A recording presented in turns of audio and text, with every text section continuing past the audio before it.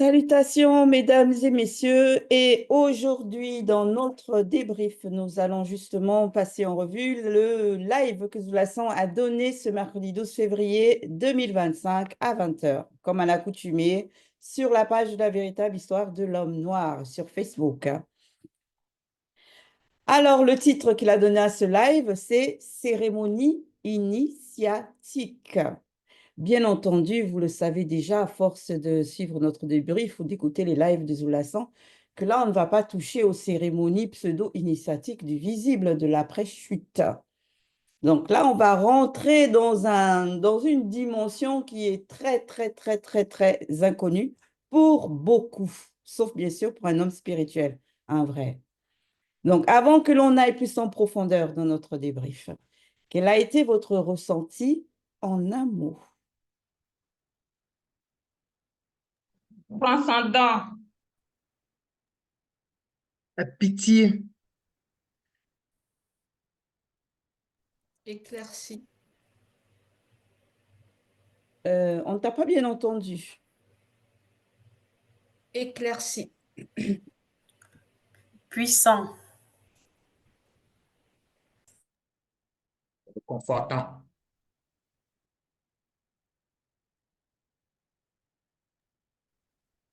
Je dirais comme Abiké, transcendant. Puissance.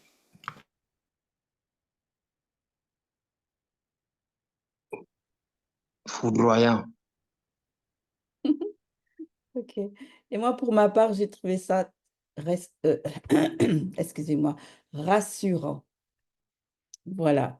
Donc, nous allons aller dans la phase d'introduction, comme à l'accoutumée, dans la Bible classique. Qu'avez-vous retenu de justement cette version de la cérémonie initiatique dans la Bible classique? Merci, Gengeti. Oui, par rapport à l'introduction, permettez-moi d'abord de toucher déjà même la couverture du live. En fait, ça va déboucher sur ce que je voudrais dire. La couverture, ça, je vais être sincère, l'image, même, je n'ai même pas pu supporter directement. Et j'ai senti, n'est-ce pas, la peau de poule. Mais si déjà, physiquement, je ne suis pas arrivé à, c'est-à-dire regarder l'image en face, mais on se pose la question de savoir, mais dans les Bibles classiques, avec toutes les démonstrations que Zulu Lassan nous a faites, où il montre que, en fait, ils ont vu le soi-disant Dieu, qui pour eux est le créateur avec ses minuscules, j'insiste là-dessus. Mais, et dans cette époque-ci, certains vont se lever pour dire, ils ont vu un ange, ils ont vu tel, mais avec la démonstration que Zulu Lassan a faite pour montrer que, en fait, ce que les Bibles classiques ont apporté, c'est de l'hérésie et qu'on persiste encore, c'est fait preuve, n'est-ce pas, de l'amour, du mensonge et en même temps, c'est fait preuve d'orgueil, ne pas s'humilier et venir, n'est-ce pas, à la vérité. Je vais m'arrêter là d'abord. Oui, Damien, c'est des hérésies et en même temps, c'est vraiment nuisible à l'être tout entier, particulièrement à l'âme et à l'esprit. Parce que ça ne gêne pas des chrétiens de dire que oui, leur Dieu a des mains, que leur Dieu a des oreilles pour entendre, de bouche pour parler et de pieds et autres, et qu'ils portent même de robes. Pour eux, c'est une chose normale. Mais la question est de savoir, si vous avez même attribué que votre Dieu, pourquoi encore l'adorer? Et généralement, dans notre société actuelle, c'est vraiment pas plaisant de traiter avec des gens qui mentent. Et à la rigueur, ça peut même conduire jusqu'au tribunal, devant la juridiction. Mais dans les Bibles actuelles classiques, le mensonge est validé. Yahvé ment, Jésus ment, les acteurs de Bible actuelle classique également. Et tout est, c'est la confusion totale. franchement. Moi, je poursuis dans ta lancée, Abiké, parce qu'effectivement, en fait, on assiste dans les Bibles classiques à une humanisation, en fait, de ce qu'ils idéalisent comme étant le Dieu, le Créateur, c'est minuscule, comme l'a bien souligné Damien. Et ça fausse complètement, en fait, l'idée de cet être supérieur que les gens adorent. Euh, Déjà, quand on sait ça, euh, on peut plus se fier, en fait, on peut pas se fier aux Bibles classiques, puisqu'en plus, Zoulassan, il a été très clair en mettant en opposition plusieurs versets, en fait, qui démontrent beaucoup de contradictions. Et dont une, en fait, puisque, comme l'a touché Damien, quand on sait à quoi ressemble une véritable entité spirituelle, on peut pas dire que quelqu'un a vu Dieu. Mais pourtant, Moïse, dans les Bibles classiques, a vu Dieu. Et pas seul, avec d'autres personnes. En fait, ils ont pu contempler Dieu. À un moment donné, il faut réfléchir. S'il est vraiment Dieu, il est censé être puissant. Comment il peut s'asseoir sur un trône? Comment il peut être avec des vêtements comme les personnes dans le visible? Comment il peut être contenu comme ça? Comment on peut le voir Non mais franchement, au bout d'un moment, c'est ce genre de récit, en fait, ça fausse complètement et ça inhibe en fait tout ce qui est spirituel. Forcément, on est dans le charnel. Oui. Moi, ce que j'ai aussi par rapport à l'humanisation de Jéhovah Yahvé, là, vous savez, quand il est dit dans la Bible classique que Dieu créa l'homme à son image, il le créa à l'image de Dieu. Ça, j'ai dit que, mais c'est normal alors, mince, c'est écrit dans leur Bible classique. Donc, c'est normal qu'aujourd'hui, ben voilà, ces écritures-là aussi nous représentent leur Dieu comme étant comme un homme, quoi, avec tous les attributs de l'homme. Mais si ça ne s'arrêtait juste qu'aux attributs, c'est aussi par rapport à toutes les faiblesses de l'homme qu'il a, leur Dieu, là. Il est complètement limité. Il a besoin de se reposer pour renouveler ses forces. Il doit porter un vêtement, comme a dit Bekekedi tout à l'heure. Pourquoi il doit porter le vêtement? Parce que quoi, il a froid. Donc, il faut qu'il se couvre ou quoi? Ou comme a dit Bouzoula Sens, parce qu'il est nu. Donc, il doit cacher sa nudité. Il peut aussi, on nous dit aussi qu'il a un dos, mais son dos là, il n'est pas capable donc de savoir qui se tient derrière son dos. Donc, c'est-à-dire que si Moïse est derrière le dos, il va pas savoir qui c'est en fait qui est derrière son dos. Il a même des mains. Et le pire dans ça, c'est que quand on nous dit qu'il peut pas voir derrière son dos, ça veut dire que sa vision, elle est aussi limitée. Elle n'est pas panoramique, il ne voit pas à 360 degrés ce Dieu. Alors qu'il y a des animaux sur Terre qu'on prétend, comme le cheval, avoir une vision panoramique. Mais lui, non, il n'a pas ça. Donc vraiment, soit le Dieu de la Bible, là, il souffre d'amnésie, et en plus de ça, il est menteur aussi, parce que il dit qu'on ne peut pas le voir à un côté, à quelqu'un d'autre, l'autre l'a vu, et waouh, mais quelle confusion, quelle confusion. Effectivement, Negeti, j'ai aussi vraiment la même réflexion dans ce sens-là. Et c'est pour ça que pour moi, pour ce live, j'ai ressenti de la pitié pour tous ceux qui mettent leur foi justement en cette Bible-là.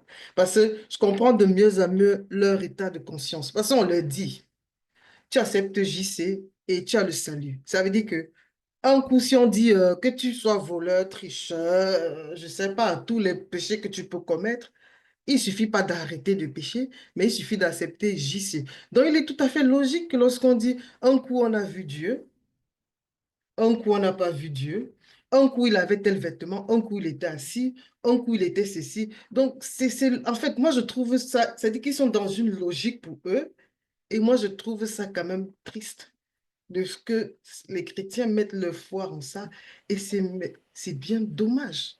Parce que ça dit que c'est limité, ce Dieu-là, il est limité. Il faut arrêter, en fait. Ouvrez les yeux. C'est pas bon. Effectivement, Loris. Zulula San nous a déjà révélé que l'homme noir a été déraciné spirituellement de ses véritables origines. Que ce soit dans le sens du discernement, de l'intelligence, tout ça est voilé. Oui, et selon les chrétiens, ils disent souvent que Jésus est Dieu. Et on voit bien certaines personnes qui affirment qu'ils ont vu Dieu, on va dire Jésus, qui est Dieu, dans leur sommeil qui est venu leur parler. Ils affirment et les gens rendent témoignage de ça. Et dans Exode de 33, 20, là, j'ai pris juste un fragment, on dit « Nul ne peut me voir et vivre ».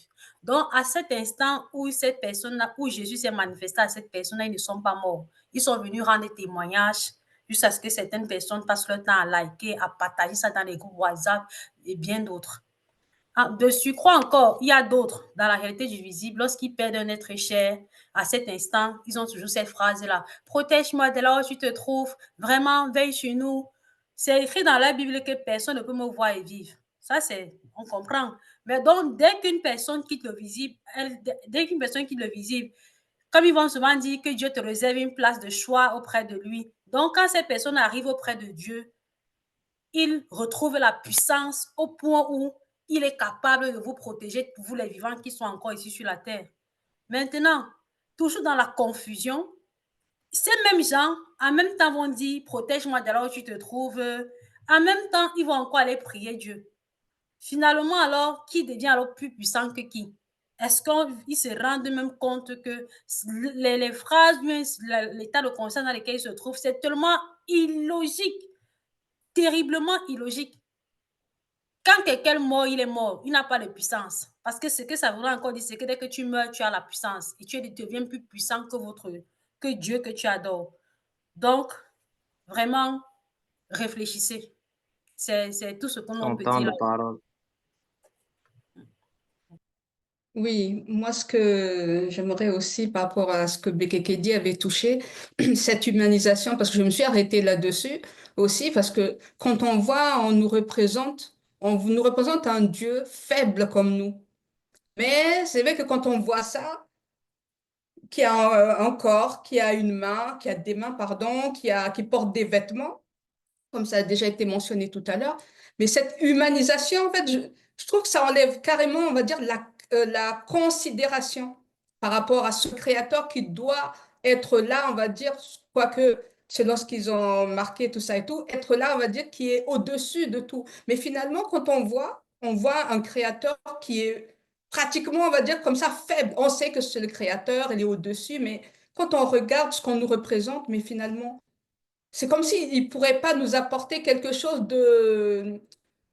on va dire, qui n'est pas semblable à ce qu'on a déjà. C'est-à-dire que le pouvoir, tout ça, on sait qu'il est plus puissant, tout ça, mais finalement, on voit que les entités sont pratiquement plus puissants que lui en fonction de ce qu'on nous représente. Donc, c'est totalement de la confusion, comme Gengeti avait dit.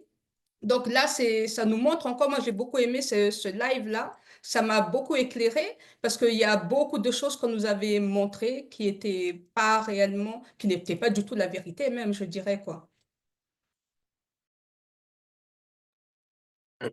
Donc ici, sur la continuité de tout ce que vous avez dit, je pense que vous avez touché pas mal tous les points. Et moi, ce que j'ai pu voir par rapport à tout ça, c'est un manque total de spiritualité, en fait. Les Bibles actuelles classiques sont dénuées de spiritualité. Donc tous ceux qui vont lire, on va dire, ce livre, ils sont pas dans la spiritualité, quoi qu'ils vont utiliser le mot, mais ils sont du tout pas dans la spiritualité, car ils vont croire à une créature, en fait. C'est l'image d'une créature, d'un être comme Carmela a dit, et comme comme Becky Kedi a dit, euh, c'est une personne qui est faible, totalement faible, et il a besoin de vêtements, donc voilà, il, il est habillé. Donc, comme Zulu Lassan le dit toujours, c'est qui son tailleur? Il a besoin de vêtements, puis tout ça. Donc, on voit vraiment l'infériorité même de leur soi-disant créateur. Et voilà, en fait, c'est ça, en fait. On voit le niveau intellectuel aussi de ces personnes qui ont rédigé ces livres-là, qu'ils étaient même pas, ils sont pas capables, en fait, de transcender leur conscience. Et pour transcender leur conscience, il faut évidemment avoir un guide, donc Zulu Lassan. Donc, voilà ce que moi, je peux rajouter par rapport à tout ça.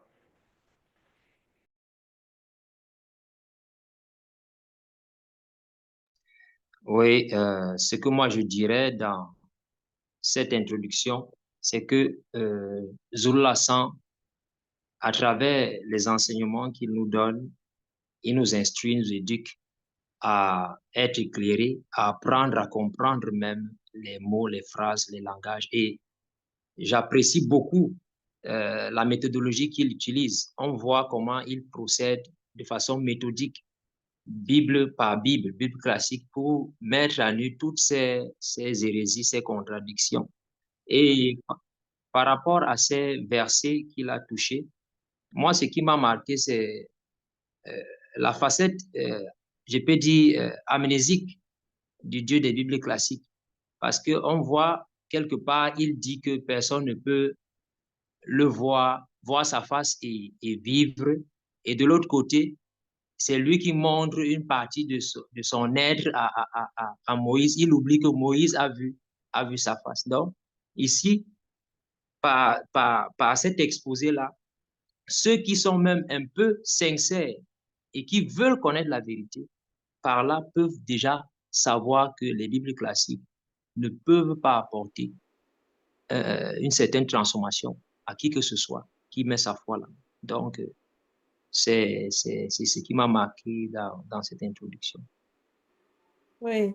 Un autre point aussi que je trouvais très intéressant, même à la rigueur, même risible, c'est quand il va maintenant par rapport au fait que on nous informe que le Jéhovah a dit que personne ne peut voir Dieu et vivre.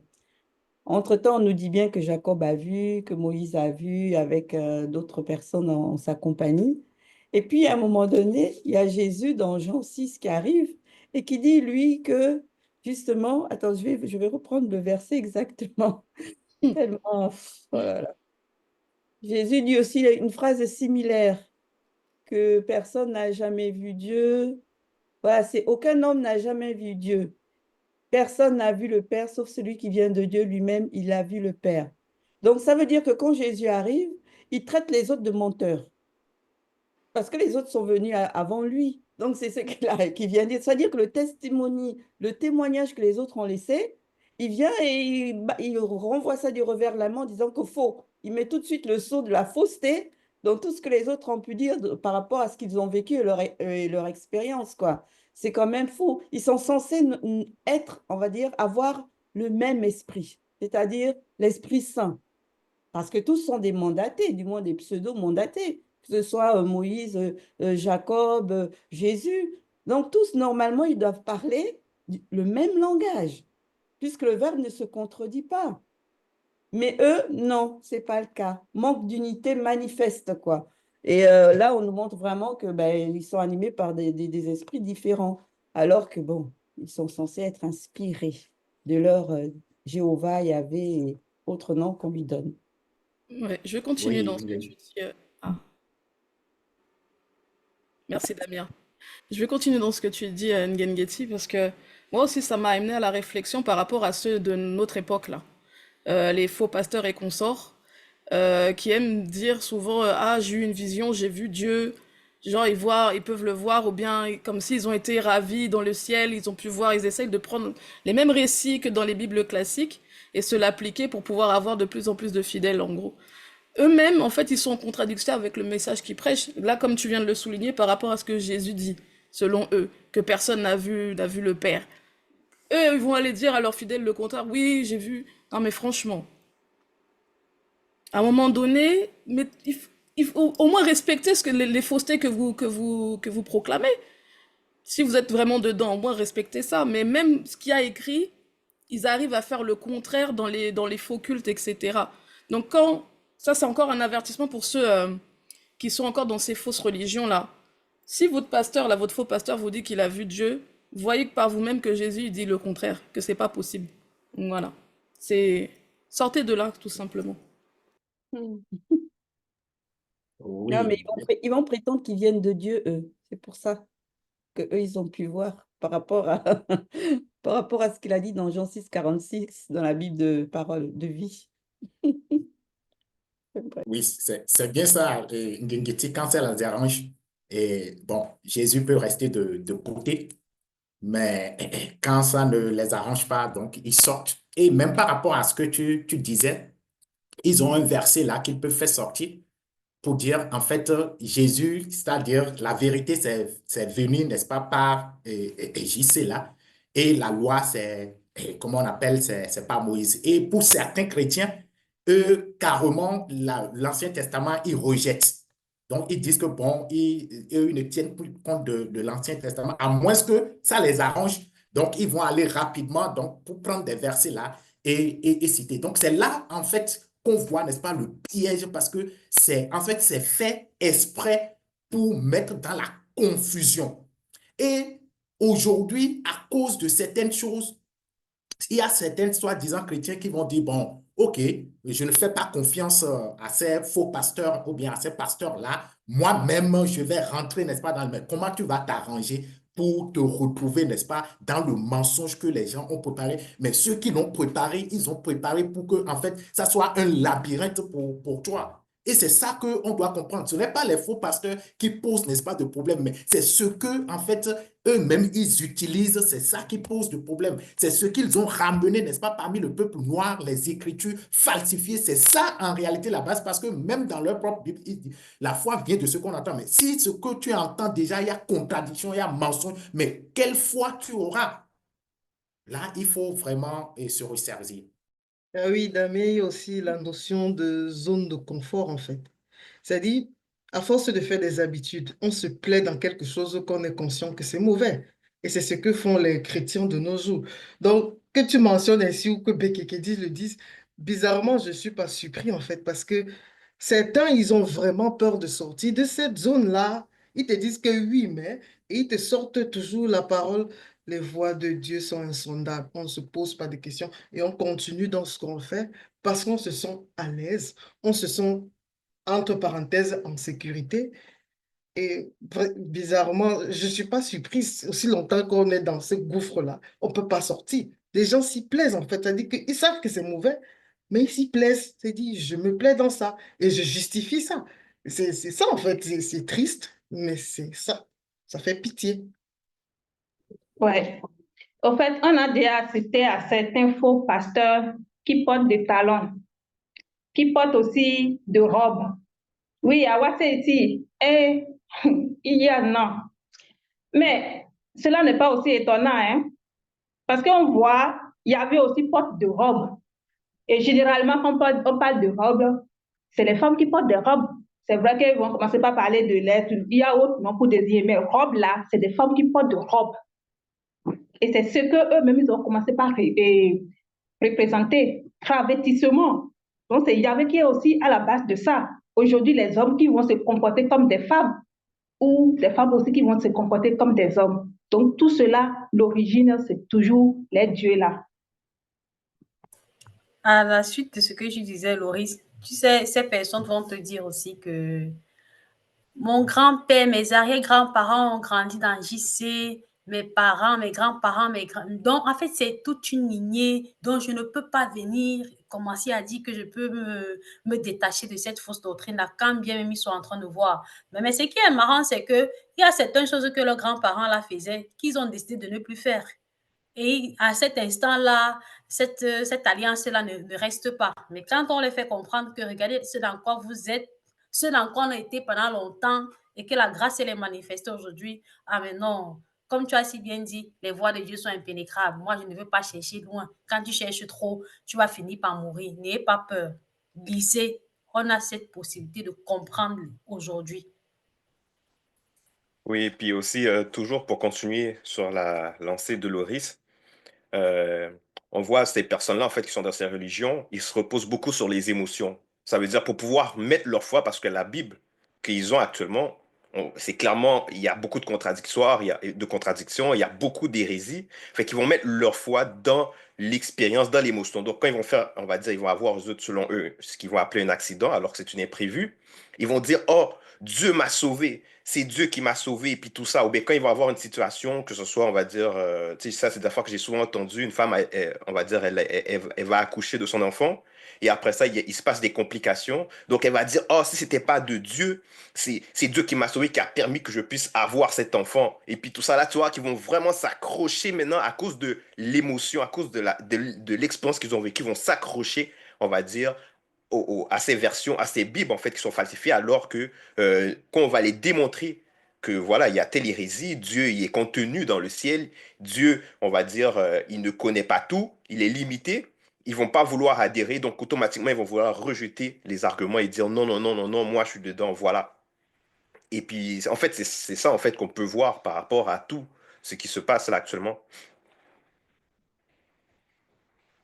Ok, nous allons poursuivre dans le déroulement du live et nous allons nous arrêter cette fois-ci à la phase 1 que Moutatedi a intitulée que Zula a intitulée Moutatedi sur un trône très élevé et plusieurs sortes de trônes. Qu'avez-vous retenu de cette phase? En fait, la façon dont euh, Wonja 6, verset 1, on décrit cette scène, juste moi je m'arrête juste sur la description. Juste sur ça. Si on n'est pas guidé, hein, on ne peut pas comprendre ce qui se passe. On peut vraiment pas comprendre ce qui se passe. C'est une scène très très très mystérieuse. Et on sait que Wonja déjà c'est un patriarche, un prophète, un Muto Pedamundi très puissant. On avait déjà eu à parler de lui dans des précédents débriefs. On sait que il a marqué son histoire. Et lui, il voit spirituellement la scène. Il voit Moutatedi. Déjà, Moutatedi, de pouvoir le voir spirituellement, ça montre le niveau spirituel de Wonja. Et il a des vêtements de lin, et on apprend que derrière les vêtements de lin, c'est une entité, l'entité des vêtements initiatiques. Juste ça, on n'arrive même pas à concevoir, à voir l'image. On peut pas. Alors que quand c'était les Bibles classiques, tu vois un homme assis comme ça sur son trône, et c'est tout. Avec des vêtements qui sont longs comme ça, c'est tout ce que tu vois. Donc voilà, c'est extraordinaire en fait ce que la spiritualité, on peut pas concevoir ça comme ça peut pas être imagé selon soi. Il faut être guidé spirituellement. C'est magnifique. Ouais, Bekekedi, je vais. Et, ouais. Oh. Moi aussi, je me suis arrêtée sur ce côté-là, mais j'ai compris que, en vérité, ce n'est que par la manifestation de la grâce que l'on peut avoir l'accès à la compréhension selon le Verbe. Parce que toutes les personnes qui sont issues de la dimension de l'après-chute, là, on ne peut pas concevoir ni pénétrer en profondeur les choses spirituelles. Il faut se le dire, il faut se l'avouer. Donc même les pasteurs, les pseudo-oins, tout ça, là, bon, à un moment donné, il faut arrêter, quoi. Comme on dit, regardons la vérité en face. Parce qu'à chaque fois que l'on va nous parler des choses spirituelles, on ne pourra pas nous détacher de la compréhension biaisée de notre intellect qui est issue de la dimension du physique. On peut pas, on va toujours tout référer en fonction de ce que l'on sait, ce que l'on nous a appris dans le physique, visible, après la chute. Et donc, c'est ce qui fait que à chaque fois, bon, on va tomber dans l'humanisation des choses spirituelles. Et après, on dénature complètement tout le sens de ce que nous allons voir. Et après, on va tomber dans des explications que celles qu'on a avec la Bible classique, quoi. Et c'est complètement dénué de spiritualité. Et après, ben voilà, le sensationnisme. Et puis, on est tous dedans, dans la foi qui est issue de la pure sensation. Ce qui est d'ailleurs la caractéristique de la foi de toutes ces personnes-là que l'on voit dans les assemblées aujourd'hui. Hein. Quelle que soit la religion, tout est confondu, quoi. Là, le sensationnisme, pur et simple. Ouais, justement. Effectivement. Oh. Puis, excuse-moi, Loris. Donc, et déjà, par rapport au live que Mouledi a donné, moi, ce qui m'a le plus, on va dire, je dirais même choqué, c'est les détails qu'il a donnés par rapport aux trois plans, que ce soit sur le plan spirituel, par rapport au trône, c'est quand il donnait les détails par rapport au lin, et voilà, les détails, en fait, même le fait d'imaginer ça, parce que, tu sais, je me suis permis de imaginer, on va dire, ce que Zulasa est en train de décrire, en fait. Et là, c'est vraiment difficile. On voit que, en fait, qu'il faut vraiment assister, comme Zulasa a dit, il faut vraiment le voir. Et on sait que, voilà, que ici, il le décrit comme ça, c'est parce qu'il sait. Donc, il a fait la différence entre le spirituel, entre le physique, en parlant des rois qui sont assis et comment est-ce que même pour leur trône, c'était des initiés là qui devaient façonner ce trône-là. Ensuite, il a parlé encore du Moudi Maboubé, donc de Satan, et quand on parle de son trône, parce que plusieurs personnes vont penser que quand il dit que Satan est assis sur son trône, donc ils vont voir le trône. Mais en fait, Satan, c'est un esprit, il n'est pas fatigué. Il ne se fatigue pas. Donc, comment il peut s'asseoir sur un trône? Donc, ici, quand on voit Zulasa, il décrit ça et il nous donne la vision. On peut mieux, on va dire, lancer notre pensée, notre imagination pour voir, on va dire, comprendre la scène et voilà, et mieux capter, on va dire, la spiritualité. Donc moi, c'est ce qui m'a vraiment impacté par rapport au message au live en fait de ce mercredi. Oui, justement, je vais continuer dans ce que Bekekedi a mentionné par rapport à la description. Au moins, c'est que Mouta Tedi est l'entité qui guide et qui intronise. Donc, c'est-à-dire que c'est clair que c'est pas Yahvé qui était là-bas ou bien ça n'a rien à voir avec Yahvé. C'est-à-dire, on nous dit que c'est Mouta Tedi. Donc, c'est déjà clair pour nous tous. Maintenant, il y a le point qui m'a marqué. C'est que tout ce qui est dans le grand ordre des choses est esprit et vie. C'est-à-dire que pour tous ceux qui pensaient à un trône de manière, oui, c'est un truc qu'on fabriquait, un siège ou voilà, ça, franchement, il faut qu'on sorte de là. On parle ici du vêtement, du lin. C'est une entité. Wow, attendez. En fait, c'est que quand on parle du spirituel, tous les mots qui en concernent sont, c'est-à-dire esprit et vie. Il faudrait qu'on sorte justement de cet état de conscience. Et comme je crois, c'est Bekekedi qui l'a mentionné, que tant qu'on n'a pas, c'est-à-dire que tant qu'on n'est pas disposé par le verbe, on ne peut pas comprendre ce qu'on dit. Il faut vraiment que le verbe nous dispose pour comprendre. Parce que si quelqu'un lit ça tout simplement, il va dire, ah non, c'est du trône, c'est des vêtements, c'est du lin, on a déjà touché ça. Alors qu'on fait mention des entités. Et c'est ça qui est tout simplement merveilleux en fait. À ta Oui, suite, lorsque tu... Vas-y, Daniel. merci Camilla.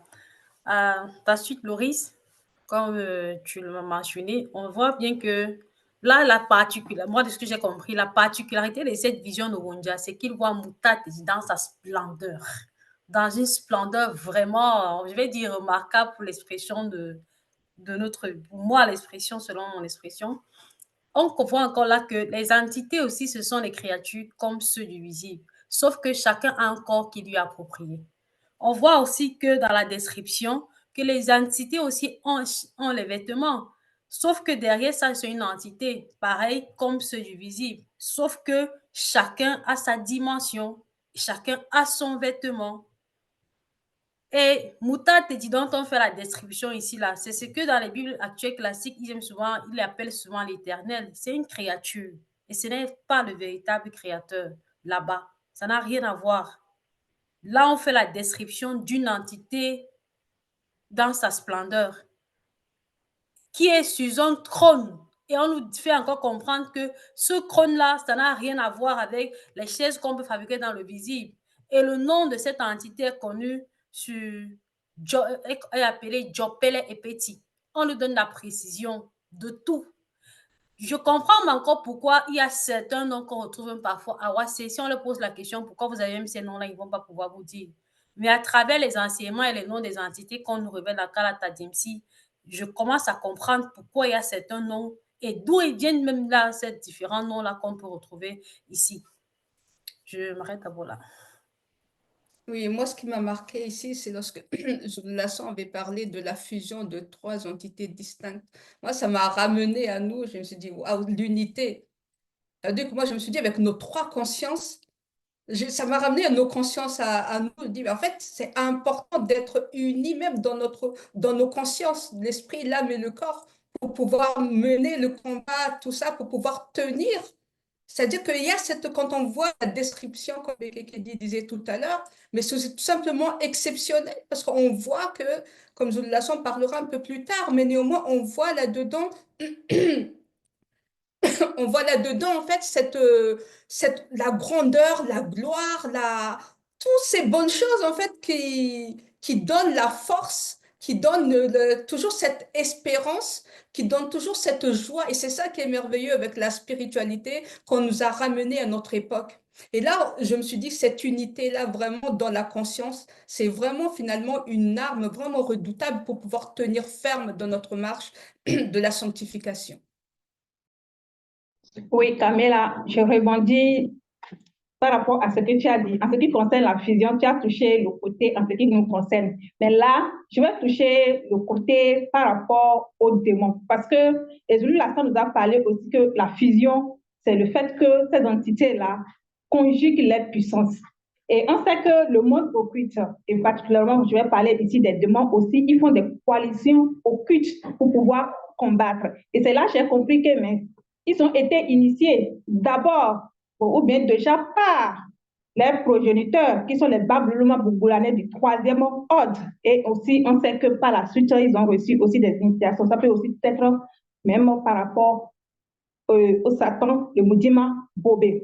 Donc ici, on voit aussi la manière dont le monde occulte cherche à copier ce qui se fait dans le grand ordre des choses. Mais on sait qu'il ne peut pas véritablement y arriver. Mais d'autres points aussi, c'est par rapport à l'équipe, bon, je vais dire ça comme ça, l'équipe des entités. Déjà, lors des lives précédents, on sait qu'il y a plusieurs catégories d'entités. Il y a les Gengeti, les chérubins, les séraphins, tout ça.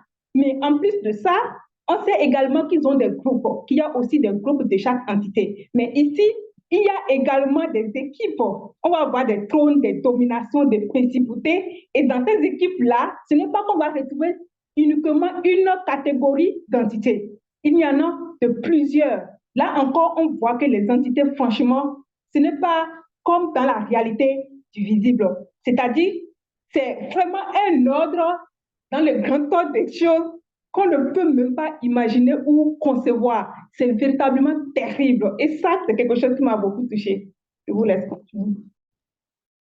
Oui, à ta suite, Abike, moi, ce qui m'a marqué, c'est toujours dans l'aspect de la fusion. Lorsque Zulu Lassan a parlé de la fusion de Mutatidi avec le lin et le trône. Et comme Carmel l'a dit par rapport à nous, certes, on a une âme, on a un esprit, on a un corps. Et on nous appelle à fusionner en nous soumettant aux lois du Verbe. Mais quelqu'un qui nous regarde physiquement, lui ne peut pas voir de façon distincte les différentes parties de nous. Donc, je peux dire l'âme, l'esprit, le corps. Mais on voit comment Wonja, dans la vision, il arrive, bien que Mutatidi est fusionné avec les autres entités, il arrive à voir de façon distincte. On permet qu'il puisse voir, il voit le lin, il discerne que là, il y a l'entité en charge des vêtements initiatiques, il discerne le trône. Donc, c'est merveilleux. On comprend là que seuls ceux qui sont des initiés, seuls ceux qui ont reçu la manifestation de cette grâce-là peuvent pénétrer les sphères qu'on ne peut pas percevoir ni comprendre. Tout comme lorsqu'une entité nous regarde, elle voit de façon distincte notre âme, elle voit de façon distincte notre esprit. Donc là, ça m'a amené à revoir également l'affiche du live, où on nous montre comment sur les ailes de cette entité-là, il y a la face du lion, ou c'est la face du tigre, ou lequel animal, je ne sais pas, je n'ai pas bien distingué. Et il y a aussi un autre aspect qui m'a touché, le fait que Zulu Lassan ait illustré cette inspiration qu'avaient les gens qui accompagnaient dans la Bible classique Moïse dans la construction du tabernacle et des autres accessoires. Donc, il nous amène à comprendre que ces initiés-là qui bâtissaient les trônes jadis, lorsqu'il y avait les rois initiés, ce n'était pas n'importe qui, c'était des gens qui bâtissaient les trônes selon l'inspiration que le Verbe leur donnait. Et on peut comprendre pourquoi les temples initiés étaient des endroits où régnait la présence des entités et inspirait la crainte du respect qui est dû à l'homme. Oui, merci. Merci. Bon, je vais commencer là où tu as fini, en fait, par rapport au trône dans le visible. Et Zulu Lassan l'a précisé, au niveau des initiés, ce n'est pas n'importe qui bâtissait, n'est-ce pas, ces trônes-là, parce que le spirituel était derrière, donc inspirait.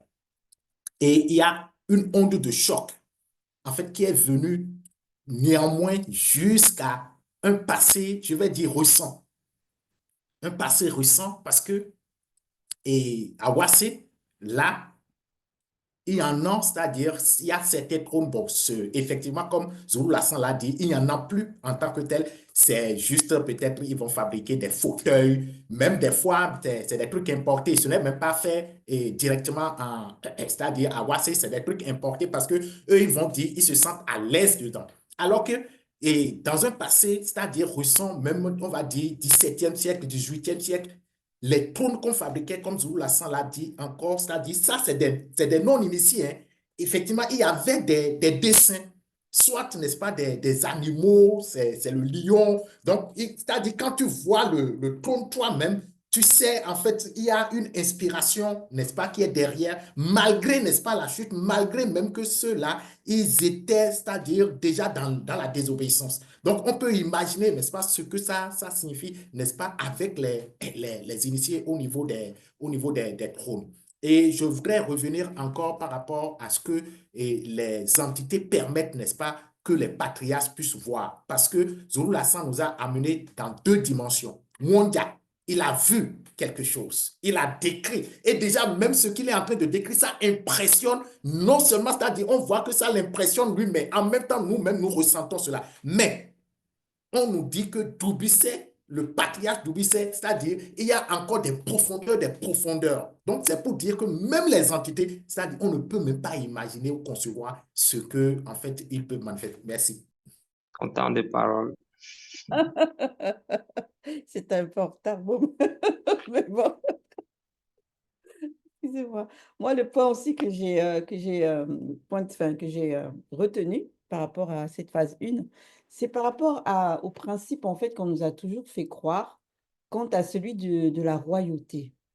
Vous savez, on nous a toujours fait croire que la puissance d'un roi, c'était par rapport à sa force de frappe militaire, par rapport au nombre de territoires qu'il avait réussi à conquérir, c'est-à-dire donc la taille de son royaume. C'est ce qui conférait la puissance d'un roi, selon bien sûr le visible et selon ce qu'on nous a fait croire. Mais alors que ici, dans la phase 1, et même dans Kalatambale, les écritures inspirées, on nous a toujours révélé que dans l'Afrique ancestrale, le roi, lui, il était d'abord initié, puis intronisé par le spirituel, au travers d'une cérémonie, on va dire, d'onction royale. Et cette cérémonie était régie par un Moto Pela Mundi, mandaté. Ça, c'est ce qu'on sait, c'est ce qu'on nous a révélé dans les écritures authentiques, selon la vérité. Et là, dans ce live-là, justement, Zulu Lassan nous apprend que la cérémonie à laquelle, justement, on va dire, Wonja a assisté au niveau du spirituel, mais quand ça se passe dans le physique aussi, c'est la même chose. C'est exactement la même chose. Derrière le trône aussi sur lequel on va faire asseoir le futur roi, mais derrière, il y a l'entité Djopele et Petit. Ce qui fait que quand bien même, on va dire, à un moment donné, comme nous a pris l'exemple du roi Ekoto, bref, j'arrive pas à le dire, mais bon, c'est le roi Ekoto, quand bien même, à un moment donné, il a été, on va dire, exilé de son trône, mais personne n'a pu venir renverser son règne. Et ça, c'est trop fort, quoi. Mais aujourd'hui, c'est quoi? Il n'y a que des coups d'État partout Ton à temps de gauche. parole. Oui, si je peux ajouter, Ouais. en fait, cette phase-là, déjà, ça montre vraiment l'unification dans le grand ordre des choses, mais à tous les niveaux, en fait. Parce que quand je reviens encore sur les Bibles classiques, hein, quand on voyait ce Dieu assis avec le trône, tout ça, on voyait que ce qui était important dans la scène, c'était le personnage assis, c'est tout. C'est-à-dire qu'on capte, on peut pas capter que le vêtement était important, que le trône était important, que voilà, il n'y avait pas tout ça. Là, on voit autre chose. On voit que c'est une symbiose avec plusieurs entités. C'est une unification terrible, en fait. Et ça nous amène aussi à une réflexion. C'est-à-dire, nous, dans le visible. On a du mal à manifester l'unification, par exemple, pour pouvoir faire quelque chose en commun. Là, ça va coincer parce qu'il y a des états de conscience qui vont se manifester. On va se dire, non, moi, je veux plutôt ce truc, c'est plus important. Non, je veux faire plutôt ça, ça a l'air plus important. Alors qu'en fait, non, chaque chose, en fait, chaque détail est important. Et c'est ce que la spiritualité révèle, en fait, en tout cas à travers cette scène-là. On voit que chaque détail est important. Derrière chaque chose, il y a une identité, je dirais, une entité qui, qui, qui sert à quelque chose. Je vais dire ça comme ça, avec des grosses guillemets, hein, parce que j'ai pas le terme adéquat là qui me vient, mais c'est vraiment important. C'est pas Mouta Teddy seul qui est important là, c'est tout. C'est le tout. Et chaque détail, ça veut dire quelque chose. C'est, en fait, c'est trop puissant. Nous, à notre niveau, je pense qu'on doit vraiment s'imprégner de cette scène-là pour se dire que non, même si moi, là, mon rôle, c'est de balayer, le fait de balayer, là, c'est important. Voilà, c'est ça que ça m'amène à voir. Oui, oui, Bekekeli, je vais toucher rapidement quelque chose. C'est par rapport à la précision qui a été faite et par rapport au trône de Satan. Parce que c'est bien précisé. Ce que tu viens de dire, Bekekeli, c'est important, c'est précisé sur son trône. Donc là, j'ai médité là-dessus. Alors que dans la description que Wandi a dit et faisait, il n'a pas dit, en fait, Moutat dit lui, il était assis sur son trône. Donc ici, on constate que cette précision-là est importante. En fait, là, c'est-à-dire, Satan, lui, il ne fait pas les choses, ce n'est pas pour le service du Verbe. Donc, c'est pour lui-même, en réalité, qu'il était en train, n'est-ce pas, d'agir. Et ça m'a fait beaucoup réfléchir, effectivement, par rapport à la question d'unité. Une autre chose aussi que j'ai trouvé vraiment, on va dire, illuminante, si je peux dire ça comme ça, c'est le fait que Zoulassant nous fasse prendre conscience, surtout quand il nous montre les ordres différents qu'il y a dans le grand ordre des choses. Là, on réalise qu'en fait, il y a des entités qui, elles, on va dire, sont accoutumées à intervenir dans la dimension de l'homme. Et il y en a, en fait, qu'on ne connaît même pas. Elles sont là-bas dans leur demeure. Elles sont en leur place et elles font ce qu'elles doivent faire. Mais tout ce qui s'agit de la création de l'homme, elles ne s'en mêlent pas. Et c'est là encore qu'on voit à quel point le grand ordre des choses vraiment veut dire le grand ordre des choses. Et si ce n'était pas un homme spirituel qui vient te révéler la présence, par exemple, des puissances spirituelles ou autres, bon, on allait savoir ça comment? Il y a ce genre d'entité-là, il y a ce genre d'ordre là-bas. On allait juste être habitué à voir les anges comme la Bible classique nous le révèle. Mais c'est tout. Alors qu'il y a des multitudes et des multitudes et des multitudes d'entités différentes, d'ordres différents dans le grand ordre des choses, quoi. Et c'est juste, là, cette diversité, elle est juste magnifique, tout simplement. On est loin du côté. Ton micro, Unity. Pardon. Nous allons poursuivre alors dans notre débrief. Et cette fois-ci, nous allons aller à la phase 2 que nous allons jumeler avec la phase 3. La phase 2, Zoulassant l'a intitulée, pardon, on vient de voir la phase 2. Non, la phase 2 que Zoulassant a intitulée Cérémonie initiatique. Et la phase 3, qu'il a intitulée Mutatedi et les Weya. Qu'avez-vous retenu de ces deux phases? Oui, merci Ngengeti. Tout à l'heure, tu as dit quelque chose de très, très important. C'est que si ce n'est que Zulu Lassang qui aurait pu nous donner toutes ces révélations à cette époque, personne, franchement. Et ici, la révélation, façon, la précision a été donnée. C'est que même toi, quand tu lis, tu écoutes ça, ton esprit est d'accord. Que ça, c'est quelque chose qu'on a envie de nous donner. Franchement, c'est ce que j'ai juste ressenti. J'ai dit oui. Ça, seulement, c'est vraiment une grâce terrible. Quand on va nous donner les ailes, oui, par rapport aux ailes des séraphins, les Weya. On a dit deux dont ils se couvraient la face. Je m'arrête là d'abord parce que tellement ils ont. Le monde des chrétiens là, il faut faire vraiment attention, c'est du poison total. Ils nous donnent la révélation que c'est d'abord l'égarement et aveuglement. Et ça seulement, c'est quelque chose auquel le peuple noir est enraciné à cette époque, avec toute forme de religion. Déjà, l'égarement, c'est quelque chose qui est déjà compliqué. Vient encore s'ajouter l'aveuglement. Mais ce qui est encore horrible dans cet égarement et aveuglement, ils commencent par chercher à voir. Et ce sont eux qui ont besoin d'être guéris, ils deviennent maintenant des médecins. Et c'est ce qui est grave. Quand tu leur apportes la parole, ils vont faire comme si, oui, ce sont eux qui sont dans la vérité, mais toi, tu veux dire quoi? Franchement, arrêtez à un moment donné. Sérieux. Moi, je vais rester dans le titre vraiment de cette deuxième phase, la cérémonie initiatique. Lorsque tu regardes un peu le synonyme de cérémonie, on te parle de rituel. Et dans les précédents lives, voilà, sur l'astronomie qu'on a fait avec Zoula, il nous a fait mention de l'entité du rituel.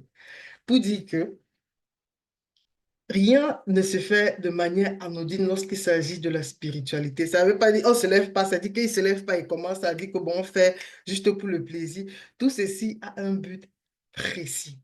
Et ce but-là, c'est justement initier, d'où cérémonie initiatique, de initier justement le Mutepeda Moudi. Et lorsque tu viens même dans Kalata Dimsi, le titre, le jour où je deviens initié en chef consacré au service du verbe de l'Oba, initié en chef consacré.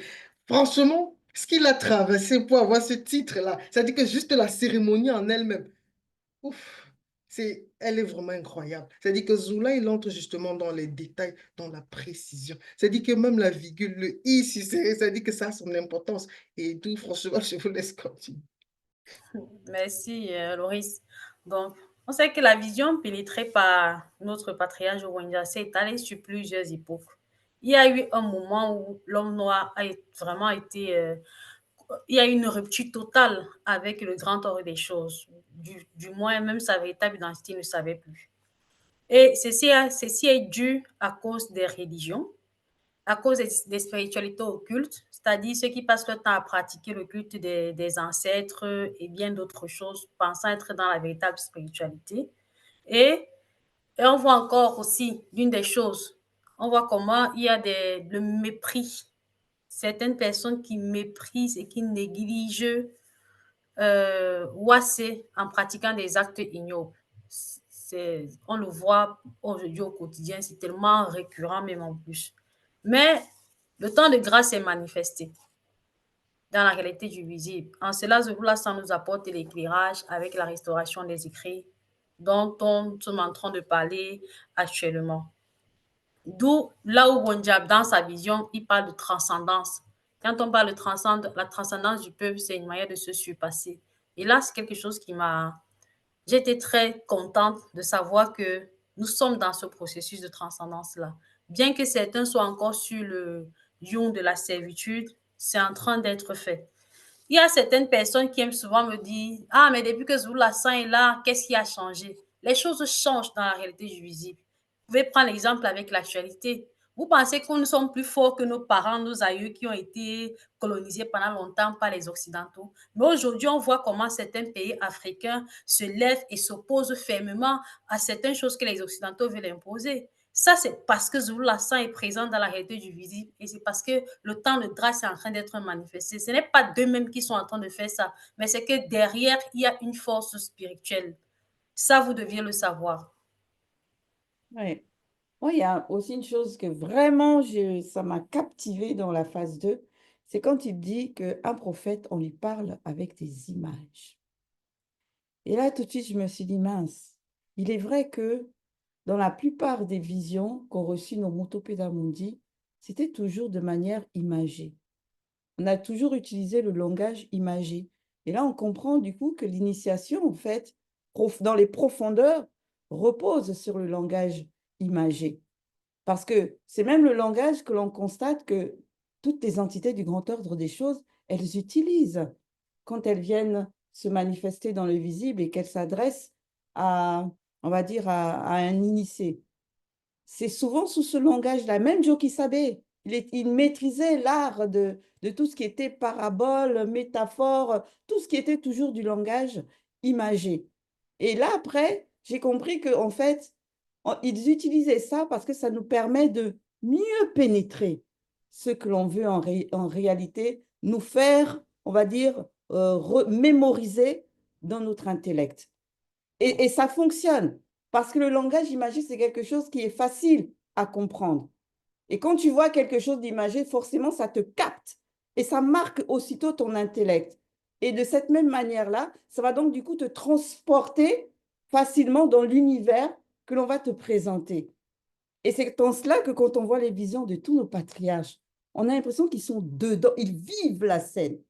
C'est pas que quelqu'un vient leur raconter et puis non, ils sont dedans et ils vivent la scène. Donc ils voient par des images et après le message, mais ils restent imprégnés et ça leur permet de ne rien oublier du message et de ne rien déformer de ce qui leur a été transmis. Et c'est vraiment fort, hein.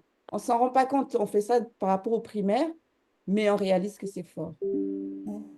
Oui, et je vais continuer sur la lancée même de Gengeti par rapport aux images, parce que c'était un des points que je voulais vraiment toucher, où ce qu'on voit les positions que vont avoir les Roya qui vont décrire même la situation du peuple. Déjà, ceux qui se font appeler juifs actuels, ils sont même pas capables d'expliquer, on va dire, ces images-là, on va dire ces paroles-là qui sont décrites dans leur propre Bible. Et là, maintenant, dans Galata dit récemment, ça a été décortiqué. Donc, on voit comment est-ce que les images vaut mille mots, comme il y a ce proverbe qui dit les images vaut mille mots, fait que ça nous fait penser même à quand on va dire ces archéologues essaient de nous présenter certaines images qu'ils vont dire que certains ancêtres, ils dessinaient, que ce soit sur les papyrus et puis tout ça, mais en fait, compte, ça voulait dire beaucoup de choses. Donc, même encore, on va dire ce que les initiés, eux autres, ils pouvaient faire. Comment est-ce que ça donnait beaucoup d'informations par rapport à l'état du peuple. Donc, là, maintenant, notre époque, ils vont représenter les images par rapport aux lettres, les lettres d'alphabet, comme voilà, on les connaît, mais en fait, compte, on voit que ça a été vraiment diminué, en fait, l'essence même spirituelle, ça a été diminué par rapport à qu'est-ce qui était auparavant. Donc, l'image, quand les patriarches voyaient les images, donc ils voyaient les entités, ils prenaient des positions, mais ces positions-là, ça voulait dire quelque chose et ça permettait justement au peuple d'accéder à une forme de connaissance ou bien même de comprendre certaines choses qui devaient arriver ou qui s'est déjà produit dans le passé. Donc moi, c'est ce que je voulais apporter par rapport à justement les images. Oui, moi aussi, je veux Ouais. continuer dans... Merci, Baume. Je vais continuer dans la lancée de Gengeti parce que ça ouvre vraiment une perspective par rapport à l'image. Parce que quand on fait le comparatif avec ces faux pasteurs là aussi, on va revenir encore sur eux, qui disent avoir des visions, etc. Quand ils doivent expliquer, ils n'arrivent pas, ils sont imprécis, c'est rempli d'incertitudes, même eux, ils sont incapables en fait de donner l'explication de leur fausse vision. En fait, ils amènent vraiment à la perdition par rapport à ça. C'est juste qu'ils veulent faire, genre, ils voient quelque chose qui vient de l'au-delà, qui n'est pas physique et visible. Or, quand on voit Wonja, Wonja, c'est autre chose. Il voit quelque chose, il voit une scène. Et dans la scène, il y a toute l'interprétation qui vient en même temps. Il a toutes les informations. Ça, c'est pas quelque chose qu'on peut dire c'est en 2D. C'est vraiment... C'est... C'est lourd, c'est lourd, ça l'enveloppe presque à 360 degrés. Je ne saurais pas comment expliquer ça, mais c'est vraiment puissant et profond. Ça n'a absolument rien à voir avec ces faux pasteurs qui vont dire oui, on m'a emmené à l'enfer, j'ai vu ça, ça, ça. Ils arriveront même pas à expliquer ce qu'ils ont vu. Quand tu vas leur dire, mais il était habillé comment? Ah, c'était de la lumière. Et puis c'est tout. Ils n'arrivent pas à dire les choses. Non, mais en fait, il faut prêter attention. Le langage, c'est quelque chose que les patriarches maîtrisaient. Quand ils devaient retranscrire, ils le faisaient très bien. Comme l'a dit Gengeti, ça n'a absolument rien à voir. Donc il ne faut pas tomber dans les pièges. Le langage, ça amène aussi à discerner qui est en face de soi et si ce qu'on nous dit est vrai ou pas. Oui, comme tu dis, le langage est très important, surtout lorsque on a la compréhension selon le verbe. Et moi, ce qui est marquant ici, c'est le fait que ces messages qui sont donnés à Wonja, les Wéans ne parlent pas. C'est juste des, des, des, des gestes qu'ils font. Et ces gestes-là, qui sont comme des codes, on donne à Wonja l'interprétation. Et ça m'a aussi amené un peu à voir dans Kalatambale ou même dans les fausses Bibles classiques, là, on voit souvent certains prophètes, on lui disait, assieds-toi comme ça, couche-toi comme ça, fais comme ça, perce ici le mur. Et ceux qui étaient là, qui regardaient, ne peuvent pas comprendre que ce qu'il est en train de faire, c'est un message par rapport à ce qui va arriver ou alors ce qui est en train de se passer dans le territoire et autres. Donc, ici, Zula nous montre que cette cérémonie initiatique n'a rien à voir même avec les pseudo-cérémonies que ceux qui sont dans le visible font par rapport à, ou c'est pour purifier les choses qui se passent dans le pays, autres. Ça n'a aucun impact. Et ce qui me plaît aussi avec la spiritualité, on voit que le spirituel contrôle tout. Les hommes vivent dans le visible. Ils pensent que ce qui se passe émane d'eux, est sous leur contrôle. Non. Le spirituel contrôle tout. Et le spirituel a un temps pour chaque chose. à travers le déploiement des ailes des Wea, on nous montre que la situation par laquelle le peuple passe, le peuple non initié passe, n'est pas éternelle, c'est pointant. Deuxième phase, négligence paraît, c'est pointant. Et la troisième phase, on nous montre comment le peuple finit par accéder à la transcendance. Donc ici, moi, cette phase m'a beaucoup réjoui parce que ça me montre que lorsque le spirituel est au contrôle de quelque chose, automatiquement, les hommes, certains vont s'aligner comme des pions conscients ou comme des pions non conscients. Oui, moi, ce que j'ai beaucoup aimé ici, c'est le fait que rien vraiment avec le verbe, il y a toujours cet éclaircissement parce que la sœur nous avait déjà fait mention de la cérémonie, tout ça et tout, mais moi, je me suis toujours posé la question, mais les cérémonies, pourquoi dans le grand ordre des choses? Mais finalement, là, on apprend qu'il y a un lien avec le peuple. Il y a un lien par rapport à ce qui se passe dans la réalité où ben, les hommes vivent. Et ça, c'est tout simplement exceptionnel parce qu'il y a toujours ce lien-là, il n'y a pas un détachement. C'est-à-dire qu'il y a toujours ce lien-là. Donc, lui, on va le mandater, on va dire plus tard, mais néanmoins, on va lui montrer, mais par rapport à ce peuple-là qui va voir, on va leur montrer une forme d'état de conscience dans laquelle ils sont. Ça veut dire que celui-même qui va être envoyé, il n'est même pas aveugle. Ça veut dire que lui-même, il va savoir, on va lui montrer des choses, mais ça, c'est tout simplement exceptionnel, parce que avec le verbe, comme Gengeti disait tout à l'heure, c'est le grand ordre des choses, c'est vraiment de l'ordre. Et ça, non, c'est vraiment merveilleux. Moi, j'étais reconnaissante par rapport à cette phase-là de ce que Zulu Lasson nous a éclairé. Mais vraiment, comme on dit, hein, il n'y a qu'un seul enseignant pour apporter cet éclaircissement-là. Et c'est ce lien-là qui n'est pas interrompu. C'est ça, même s'il y a une forme de désobéissance, à un moment donné, lorsque le bas mandate, cette personne-là va être éclairée, va savoir. Et ça, c'est extraordinaire. Oui, merci, Carmela. C'est vraiment extraordinaire et c'est merveilleux. Et par rapport à l'explication que Zulu Lassan a donnée, la cérémonie initiatique, en fait, c'est une grâce aussi qui nous est manifestée au travers de ce live. C'est comme si nous-mêmes, c'est-à-dire, on avait cette initiation-là. Parce que, imaginons, c'est-à-dire, ce qui s'est passé, on ne peut même pas dater, ça n'est pas contenu dans le temps. Mais que ça, c'est-à-dire, ça traverse les temps. Et les explications que Zulu Lassan a données, c'est ça que nous-mêmes nous vivons dans cette époque-là. C'est ça que nous vivons. C'est-à-dire, on était dans l'aveuglement, on était dans l'égarement quand nous avons reçu l'appel. Mais il y a un enseignement terrible que j'ai reçu aussi au niveau de la deuxième explication, c'est-à-dire là où on ferme, et les Weya ferment, n'est-ce pas, les pieds.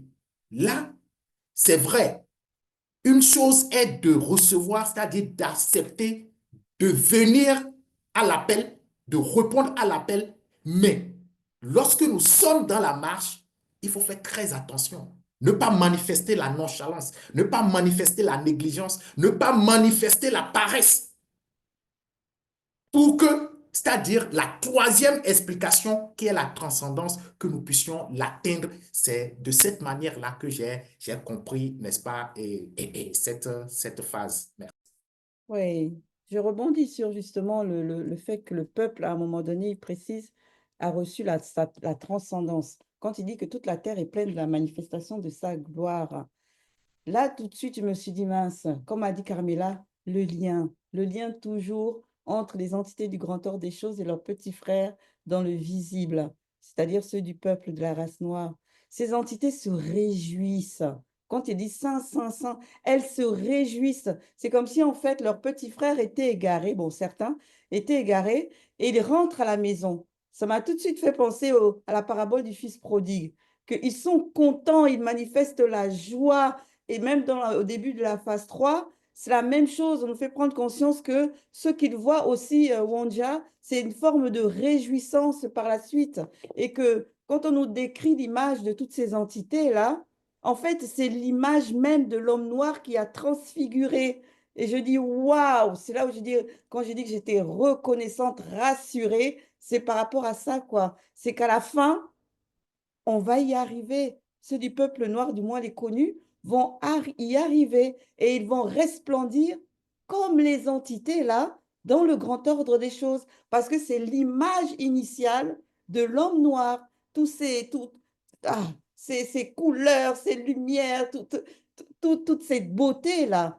Et là, de suite, on comprend aussi qu'en vérité, hein, on doit vraiment tout faire pour rejeter le péché, pour rejeter la faute, pour fuir au plus loin possible de la désobéissance, parce que le péché, ça rend laid. C'est le péché qui a fait que l'homme noir a perdu toute sa splendeur, toute sa gloire. Ça rend laid. Et on comprend mieux du coup quand on illustre le chérubin jadissoin.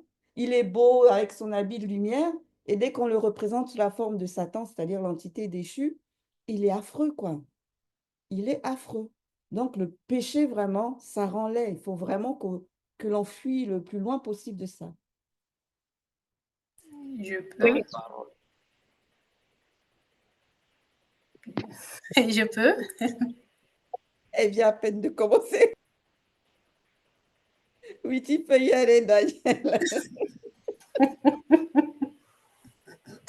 Merci, Ngengeti. Je me suis aussi vraiment réjouie de ce que, de cette phrase-là, que toute la terre est pleine de la manifestation de la gloire. Ça m'a vraiment réjoui que les choses, que toutes ces oppressions que nous ressentons aujourd'hui dans notre état conscient, que cela prendra fin à un moment donné dans la réalité du visible.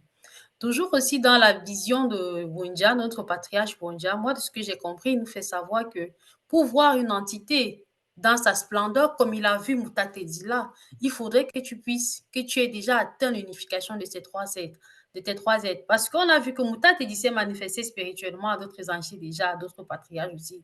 Mais par rapport à ce que Bunja, lui, l'a vécu, de voir Moutatedi, ce trône-là, vraiment avec toute sa puissance, il faudrait que tu atteignes l'unification de tes trois êtres. Et je me suis posé la question, j'ai dit, waouh, c'est que Wenja, lui, est en train de nous faire savoir là, c'est quelque chose de très, très pertinent. Ça veut dire que quand on nous dit qu'il faut être un pour pouvoir accéder au grand ordre des choses, ça c'est vrai. Parce que même étant dans le sens, dans le plan spirituel, on voit comment il s'est exclamé en disant dans son exclamation qu'il n'a pas encore atteint l'unification de ces trois êtres. Il a vu Mouta te dit. Moi, je me suis dit que le fait qu'il dise ça, peut-être un autre terme, c'est que si tu vois une entité de cette envergure, n'ayant pas atteint l'unification de tes trois êtres, tu peux rester dans le péché. Tu peux caler comme ça et pour toi, ta vie, comme on l'a dit, la vie spirituelle, là, tu ne l'auras plus. Ça m'a vraiment fait réfléchir par rapport à ça. Oui, il était véritablement guidé. Et d'abord, par rapport à la description de Weya de Moutatedi, on a vu que ce passage dans la Bible classique, dans Oudasis, ils ont zappé ça, hein? Ils n'ont pas touché, mais parfois c'est ce qu'on leur demande aussi. Quand vous ne connaissez pas quelque chose, il vaut mieux laisser. Ça, c'est quelque chose. Mais aussi, il faudrait que les chrétiens là sortent de leur ignorance, qu'ils soient confus de leur ignorance en se procurant justement des rouleaux. C'est très important et en écoutant Zulu Lassan. Ça, c'est quelque chose. Maintenant, Daniel, je vais continuer dans ta lancée en ce qui concerne l'unification. Ici, ce que j'ai beaucoup apprécié, c'est le fait que le patriarche ici, c'est vrai, on avait déjà dit que la parole, nos pensées sont vivantes. Mais plus encore, qu'on est dans la sanctification, qu'on est dans la spiritualité. Oui, c'est en ce moment que ça prend tout son sens. Parce qu'on a vu avec Yahweh, Adonai, que sa parole est loin d'être vivante. Que ses pensées sont loin d'être vivantes. Mais ici, Wonja, en étant en esprit, quand il a manifesté cette préoccupation, en même temps, il y a un Weya qui vola vers lui spirituellement. Et c'est quelque chose qui est vraiment apaisant. Et c'est en cela que je rejoins Ngegeti quand elle parlait de l'assurance. Et aussi, c'est une grâce, franchement. Oui, moi, ce que j'ai beaucoup aussi aimé ici, c'est lorsqu'on nous a présenté le corps d'Eweya avec des yeux partout. Moi, je me suis dit, mince, vraiment, je dis, il faut rester tranquille, quoi, et obéir, parce que là, ça m'a ramené à comme quoi rien n'est caché dans le verbe. Ça m'a amené à cette conscience-là. quand on voit même la représentation, j'ai vu ce que je l'ai mis comme photo, rien que ça même, tu me dis, mais non. C'est-à-dire que rien n'est caché. C'est-à-dire que moi, ça m'a amené, j'ai dit non. Avec le verbe, finalement, pour moi, là, avec l'image et ce qu'on nous représente ici, c'est qu'il faut vraiment veiller et rester tranquille parce que même si tu penses faire quelque chose aussi en cachette, mais finalement, si on prend cette conscience-là avec des yeux partout, comme ça, là, je dis non. Dans le grand ordre des choses, ce n'est pas caché, c'est visible. Et ça m'a amené à la vigilance, à dire non, obéis, continue ta marche et reste tranquille et suis tout simplement le chemin, quoi, parce que là, c'est chaud, c'est chaud.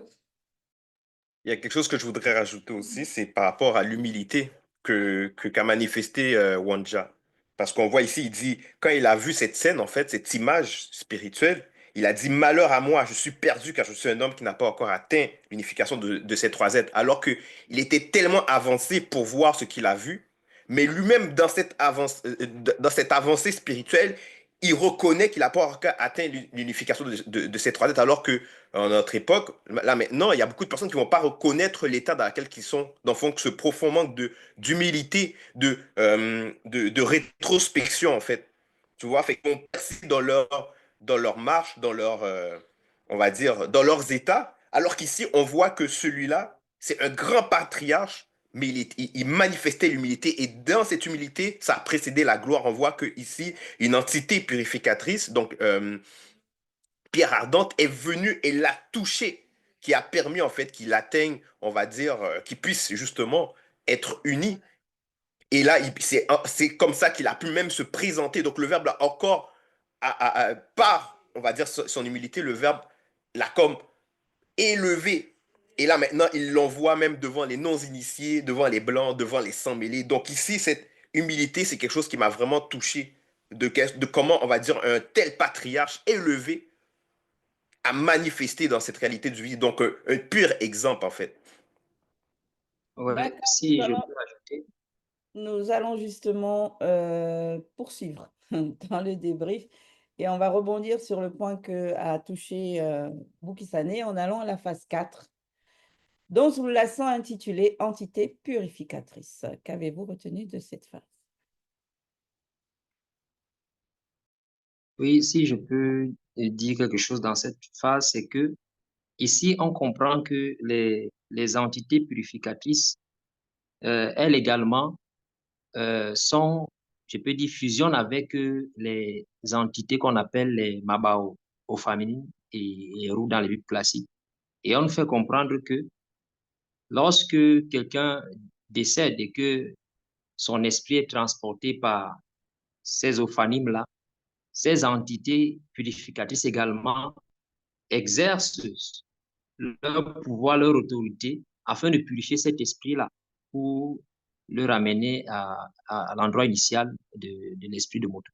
Et par rapport à ce que tu as dit tout à l'heure, Gengeti, que le péché rend laid, là on comprend également que lorsque on se rapproche au fur et à mesure de la sainteté, de la sanctification, même le corps physique est impacté par cette beauté intérieure de l'esprit qui est purifié et de l'âme également qui est purifiée. Et du coup, ça nous fait aussi comprendre que l'environnement est impacté, le lieu où on se trouve est impacté. Comme ils ont dit dans la Bible classique, que lorsque le nombre de justes augmente, le peuple est dans la joie. Donc on peut comprendre un peu que si aujourd'hui le monde est dans l'état dans lequel il se trouve, c'est parce que il y a encore cette saleté-là en grande quantité. Mais avec la venue de Zulu Lassan, on comprend qu'au fur et à mesure que le temps passe et que ceux qui acceptent de se soumettre aux lois du Verbe pratiquent cette vie-là, les choses changent et choses changeront. Oui. Moi, je me suis arrêtée sur le descriptif des Mabao.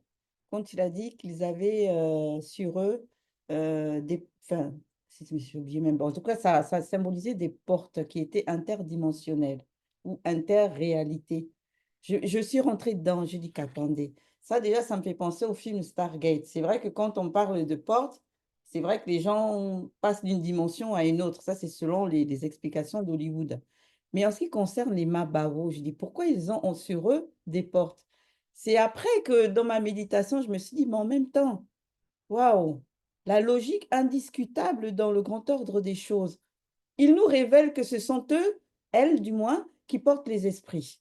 Donc, dès qu'une personne décède, elle récupère les esprits. Et on sait que toutes les créatures dans le visible ont des esprits. Tout être vivant a un esprit.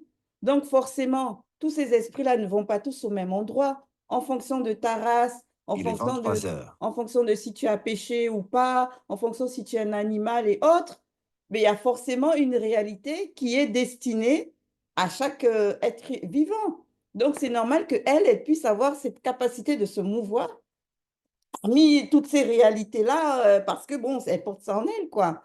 Et après, par rapport à l'entité purificatrice, comme a dit Baume, oui, on comprend aussi pourquoi elle les accompagne. Parce qu'il faut que ces esprits-là soient purifiés. Il faut que ces esprits-là soient nettoyés de toutes les souillures qu'elles auraient pu venir avec une fois que la personne a quitté le visible. Vous voyez, la logique implacable quoi, du grand ordre des choses. C'est juste vraiment chapeau. Hein. Oui, justement, je vais continuer dans ta lancée. Il faut qu'on soit clair sur un point ici, c'est que vu que l'entité purificatrice, elle a touché Wanda, c'est pas qu'il était un peu. Il faut qu'on soit très clair là-dessus. Là, j'ai encore compris que leur rôle, c'est pas seulement de purifier ici. Elles ont changé la condition de Wanda. Il était plus un simple initié, mais il est monté en grade, chef consacré. Ça veut dire que en fait, tu dis que les mots et les langages sont d'une profondeur. On peut se limiter au fait que non, elles ne font que ça. Bien qu'on sait que toutes les entités du grand ordre des choses ont la possibilité et la capacité de tout faire, eh bien, elles ont des rôles précis. Et je me rends compte justement que elles ne purifient pas seulement, elles changent aussi la condition, en fait. Et c'est le cas, c'est ce qui s'est passé avec Wanja. Ça veut dire que la spiritualité est tellement agréable, en fait. C'est exactement ce que je voulais dire aussi, vraiment le grand ordre des choses, c'est merveilleux. Par les descriptions qu'on a, de voir comment les choses s'imbriquent les unes aux autres, le mécanisme, en fait, il est... La manifestation de la création, ça dépasse l'entendement de quelqu'un dans le visible qui est dénué de spiritualité. Vraiment, c'est... Le fait de savoir qu'il y a des entités purificatrices, elles accompagnent, en fait, d'une certaine manière, les Mabao dans des missions... Non mais, qui pouvait nous révéler ça? Franchement, si ce n'est Zululassan, on pouvait pas soupçonner. Il y a des formes d'entités qui existent, qui sont dans le grand ordre des choses qu'on ne soupçonne pas et qui œuvrent d'une manière. Waouh! En fait, le fait de découvrir ça, ça amène vraiment à la vigilance. Ça amène à adhérer encore plus à la spiritualité et à se donner les moyens en fait d'atteindre un niveau autre que celui qu'on peut avoir là. C'est juste magnifique, c'est transcendant, c'est excellent. Merci, Bekekedi. Tu peux aller à Biké. Ah, d'accord. Merci beaucoup. Et moi, je dirais que je suis peu de choses, mais je remercie l'OBAC qui a permis que je puisse entendre la voix de Zululassan. Mais pas seulement, c'est vraiment mettre en pratique tout ce qu'il dit. Ça, c'est quelque chose qui m'est très, très, très important. Maintenant, par rapport à ce qui concerne Wodja, ici, on a vu que quand il a été disposé, bon, je vais dire, quand on a touché son esprit, en même temps, il était disposé. Il était prêt à être envoyé. Mais vers qui? Vers ceux-là, sa mission, c'est vraiment lourde en même temps. Parce que ceux-là, il va aller leur dire quelque chose de très, très, très important. Parce que quand nous écoutons Zululassan, quand une fois tu tombes sur la vidéo de Zululassan, sache que c'est une grâce. Par la suite, quand tu continues dans la marche, il faut savoir que cela ne vient pas de toi. C'est aussi une grâce. Maintenant, il ne faut pas jouer à l'hypocrisie. Ne fais pas comme si tu n'as pas attendu. Il faut faire très, très, très attention. Je viens de dire, c'est une grâce et cette grâce-là peut être ôtée. On peut t'enlever cette compréhension. On peut t'enlever ce qui te permet de pouvoir capter quelque chose. Et en cela, on doit véritablement prendre garde de tout ce que nous écoutons de lui. Sinon, je vous laisse continuer. Oui, merci à Biké. Oui, cette phase, cette quatrième phase nous montre encore que la base, c'est la purification, c'est se laisser purifier. Et c'est c'est vraiment, c'est vraiment formidable parce que ça commence déjà même dans cette réalité du visible pour montrer encore la manifestation de l'amour du Verbe, de l'Oba. Donc, nous aspirons à entrer dans le grand ordre des choses. Mais on ne peut pas aller directement. Et l'amour de Tété nous est manifesté. Les purificateurs, ils viennent.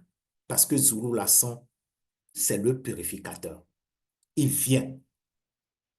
Il nous purifie pour pouvoir, n'est-ce pas, sortir. Parce que Mondia a demandé, mais c'est jusqu'à quand? Et ce que Moutatidi a dit, ça fait peur. Mais pour ceux-là qui acceptent déjà le verbe, ça ne doit pas faire peur.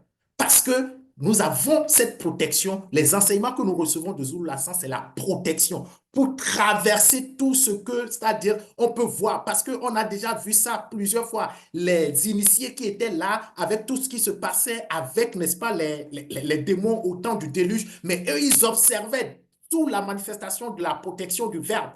Et maintenant, afin de prendre, n'est-ce pas, cette transcendance par laquelle Zulu Lassan avait, n'est-ce pas, terminé le live. Et c'est tellement merveilleux.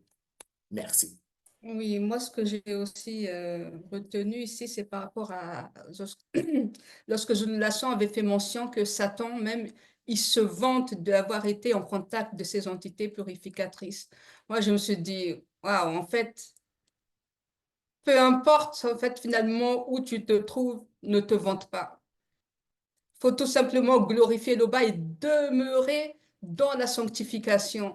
Ne pas se dire, non, je suis proche de Zulu Lasson, je suis proche de ceci, je suis proche de cela. Non, en fait, le but là, quand on voit où était Satan, hein, on voit où il est maintenant, mais finalement, l'obéissance, c'est vraiment la base dans notre marche et c'est vraiment très, très, très important. Et rester vraiment vigilant, vigilant, vigilant dans notre marche, quoi. Et ça, c'est ce que j'ai retenu parce que non, là, vu comment, là, ça, où était Satan et maintenant, on nous montre que lui-même, il se vante, mais finalement, ben, ça apporte quoi? Ben, tout ça, là, ça a été, on va dire, annulé, quoi, si je peux dire ça comme ça. Donc, à être vraiment, il faut vraiment être vigilant, quoi.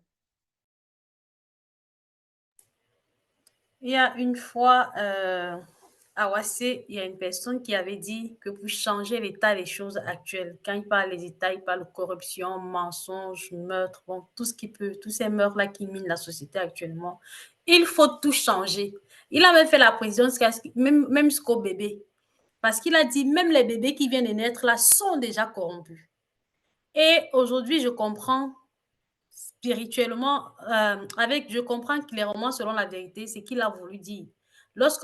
Par rapport au propos que Mouta Tedi a donné à Wonja, dans le verset, du verset 11 au verset 13, je vais paraphraser, quand il dit que il va tout déraciner, mais il va quand même rester des troncs et que ces troncs pourront produire, je dirais, de la bonne sémence. A priori, quand tu n'es pas éclairé selon le verbe, tu vas trouver que c'est méchant. Mais sauf que le spirituel, il sait toutes choses. On a déjà vu toutes ces générations-là. Aujourd'hui même, parfois quand on regarde même, quand j'observe seulement la génération, les deux dernières générations qui sont derrière moi, je te pose la question que mais ils vont aller où avec ce genre d'attitude? Parfois, tu as envie que ça, qu'ils se termine même parce que c'est Ton temps de leur état parole. de... 2 minutes.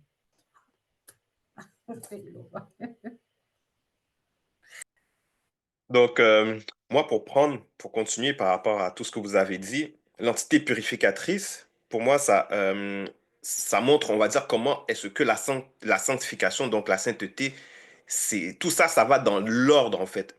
Parce qu'ici, on parle de Wonja, qui est un prophète important, que lui, l'entité purificatrice, est venue le toucher. Donc, quand on parle qu'il est venu le toucher, Wonja, ce n'est pas n'importe qui. Donc, il a fallu être initié. Il a fallu pénétrer des connaissances voilà.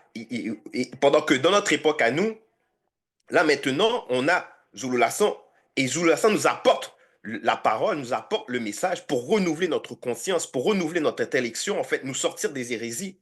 Donc on voit une grosse différence par rapport à ce qu'on reçoit et par rapport à ce que les chrétiens manifestent quand d'autres ils vont dire le sang de Jésus m'a sauvé, le sang de Jésus m'a lavé, alors que le sang, il fait rien. Ça apporte rien. Il faut, on va dire, cette parole. Et une fois qu'on a atteint cette parole nous amène quelque part d'autre, toujours étape par étape. Et là, on voit que dans l'étape de Wanja, lui, il est arrivé à une étape où l'entité purificatrice est venue et l'a touché. Donc là, maintenant, il a pu maintenant encore transcender, changer sa condition de Saint-Homme. Donc on voit comment est-ce que dans la spiritualité, là, tout est une question d'ordre, de discipline, même dans la sanctification, d'étapes. Donc il faut franchir les étapes pour atteindre, on va dire, certains niveaux de sainteté, de purification. Oui. Alors, pour conclure par rapport à toutes nos participations quant à ce live que Zululassan a donné, deux choses importantes que l'on va retenir principalement, c'est d'abord ne pas avoir peur de la discipline. La discipline, c'est salvateur. L'ordre, c'est salvateur. On le voit, on dit le grand ordre des choses. Donc, si on veut accéder au grand ordre des choses, nous aussi, une fois qu'on aura quitté le visible, c'est qu'il faut manifester déjà dans le visible que l'on vit là, la discipline et l'ordre. On ne peut pas passer outre, ce n'est pas possible. Et maintenant, pour tous ceux qui sont dans, encore malheureusement, toutes ces assemblées dites révélées, toutes ces religions et autres dénominations qu'ils vont se donner, mais qui ont toujours été faites par un homme ou un être humain, pour être dans la précision, il faut sortir de là. Parce que le changement, il est d'abord spirituel. C'est d'abord là qu'il faut que tout le monde tape, comme on dit, et ensuite, ça va se répercuter dans le visible que l'on vit. Il faut vraiment fuir ça. Tout ce qui a été fait par l'homme. En ce qui concerne la foi, il faut fuir ça. Il faut sortir de là. Sérieusement. Comme ça, on va peut-être nous tous aussi pouvoir vivre cette scène-là de quand les Ouïlas s'exclamaient en disant que toute la terre est remplie de la gloire de notre Créateur, l'Oba. Donc, sur ce, merci à tous pour vos participations. Et si le Père le permet, au prochain débrief.